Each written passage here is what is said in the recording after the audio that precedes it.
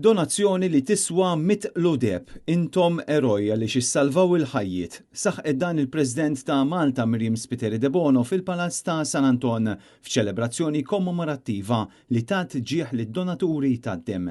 Miriam Spiteri de Bono semmit kif bosta pazjenti li tiltaqa' magħhom isemmula illi kemm il-darba spiċċaw f'xifer il-mewt u li bis-saħħa tad-donaturi tad-dem jerġgħu jieħdu ħajjithom lura. Itkellmet ukoll dwar kif dawk li jkunu involuti f'inċident traġiku u jsalvaw parti kbira mill-irkupru tagħhom huwa dovut għad-donaturi tad-dem. Intant din iċ-ċelebrazzjoni kienet id-9 waħda tax-xorta tagħha u f'din is-serata sar ringrazzjament lid-donaturi għall-lotja tad-dem tagħhom.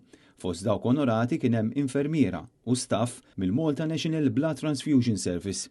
Fis-serata inqraw poeżiji relatati bl-isem ta' Qatra Qatra u eroj ta' bosta poeżiji li komplew jixprunaw l-apprezzament lejn dawn in-nies li jagħtu d-dem sabiex isalvaw il-ħajjiet. Serata li kienet imżew anke minn kant u mużika. Din iċ-ċelebrazzjoni saret taħt il-patroġinju tal-President ta' Malta u fl-aħħar ta' dan l-avveniment ingħataw ukoll plakek kommemorattivi sabiex anke jiġu rikonoxxuti mill-Istat Malti tal-għottijiet tagħhom.